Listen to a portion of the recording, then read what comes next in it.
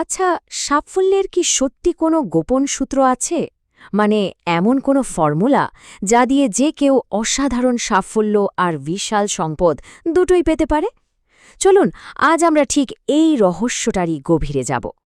তো প্রশ্নটা হলো, সম্পদ অর্জনের কি সত্যিই কোনো সাধারণ বা কমন ফর্মুলা আছে, এমন কিছু যা সবার জন্য কাজ করে? আজকের এই আলোচনাটা কিন্তু ঠিক এই একটা প্রশ্নের উত্তর খোঁজার জন্যই। আর এই পুরো অনুসন্ধানের চাবিকাঠিটা লুকিয়ে আছে মাত্র একটা সংখ্যার মধ্যে, আর সেই সংখ্যাটা হল ৫০০। এখন ভাবছেন ৫০০ কেন? কারণ এই ৫০০ জন হলেন সেই সব ধনী আর সফল ব্যবসায়ী যাদের জীবনকে বছরের পর বছর ধরে চুলচেরা বিশ্লেষণ করা হয়েছিল শুধু একটা উত্তর খোঁজার জন্য। ভাবুন তো, কি বিশাল একটা কাজ! আর এই কঠিন কাজটা করেছিলেন একজনই, তিনি হলেন নেপোলিয়ন হিল। অনেকেই হয়তো ওনার বিখ্যাত বই সিঙ্ক অ্যান্ড গ্রো রিচের নাম শুনেছেন। উনি ওনার জীবনের একটা বিরাট অংশ কাটিয়ে দিয়েছেন এই ৫০০ জন সফল মানুষের সাক্ষাৎকার নিতে, শুধু এটা জানার জন্য যে তাদের সাফল্যের পেছনের আসল রহস্যটা কি। তো এত বছর ধরে এত মানুষের জীবন ঘেঁটে নেপোলিয়ন হিল কি পেলেন?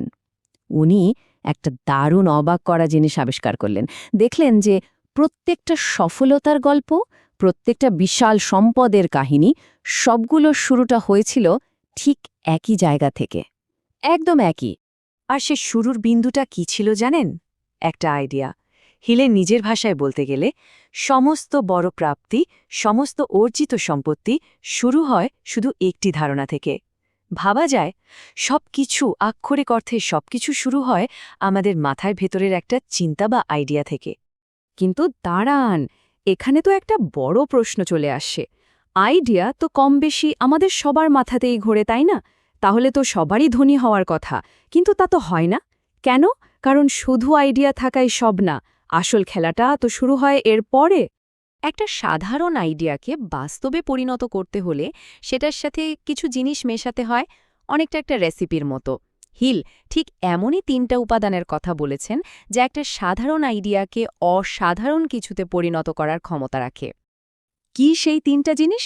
প্রথমটা হলো একটা অদম্য ইচ্ছা, দ্বিতীয়ত নিজের ওপর অটুট বিশ্বাস, আর ৩ নম্বরটা হলো সবটুকু দিয়ে ফোকাস করা বা একাগ্রতা। এই ৩টা জিনিস যখন একটা আইডিয়ার সাথে মেশে, তখনই ম্যাজিকটা হয়।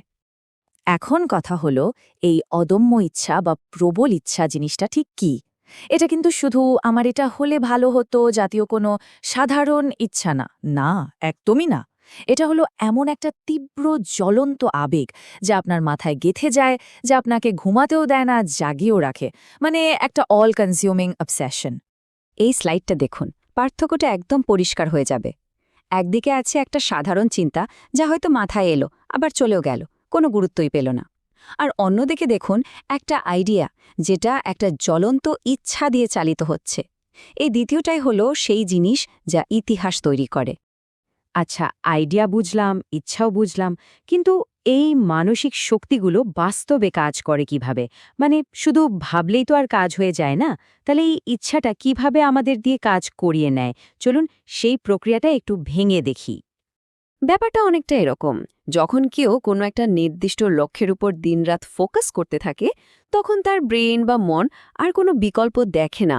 মন তখন চারপাশ থেকে অজুহাত খোঁজা বন্ধ করে দেয় আর সমাধানের পথ খুঁজতে বাধ্য হয়। এটা একটা অটোমেটিক প্রসেসের মতো হয়ে যায়। আর এই যে তীব্র মানসিক অবস্থা, এটাই একজন মানুষকে আর বসে থাকতে দেয় না, তাকে দিয়ে কাজ করিয়েই ছাড়ে। এই মানসিক চাপটাই তাকে বাধ্য করে প্রয়োজনীয় পদক্ষেপগুলো নিতে। আর ঠিক তখনই মাথার ভেতরে সে অদৃশ্য আইডিয়াটা আস্তে আস্তে বাস্তব মানে ভৌত জগতে রূপ নিতে শুরু করে। তাহলে পুরো ফর্মুলাটা যদি আমরা একবারে দেখতে চাই, এই টেবিলটা দেখুন, একদম সহজ করে বলা আছে। আপনার কাছে একটা আইডিয়া আছে যেটা হলো আপনার ব্লুপ্রিন্ট, এর মধ্যে সম্ভাবনা আছে। এবার সেটার সাথে আপনি যোগ করলেন ইচ্ছা ও বিশ্বাস, এটা হলো আপনার ইঞ্জিন। এই ইঞ্জিনটা আপনাকে কর্মে নামতে শক্তি যোগাবে। আর এই আইডিয়া আর কর্ম যখন এক হয়ে যাবে, তখনই হবে রূপান্তর, মানে আপনার আইডিয়াটা বাস্তবে পরিণত হবে। সুতরাং এখান থেকে সবচেয়ে বড় যে শিক্ষাটা পাওয়া যায় সেটা হলো, বড় সাফল্য বা বিশাল সম্পদ কোনো লটারি জেতার মতো ব্যাপার না, এটা কোনো দুর্ঘটনা নয়, এটাকে তৈরি করতে হয়। আর এই তৈরির প্রক্রিয়াটা শুরু হয় আমাদের মন থেকে, একটা শক্তিশালী ইচ্ছা আর বিশ্বাস দিয়ে। তো এই পুরো আলোচনা শেষে একটা প্রশ্ন রেখে যেতে চাই। আমাদের সবার মাথাতেই তো কত আইডিয়া ঘোরে, তাই না? এখন শুধু ভাবার বিষয় হলো সেই আইডিয়াগুলোর মধ্যে কোনটা সেই তীব্র ইচ্ছা আর বিশ্বাসের অপেক্ষায় আছে, যা তাকে একদিন বাস্তবে নিয়ে আসবে। উত্তরটা কিন্তু আপনার ভেতরেই আছে।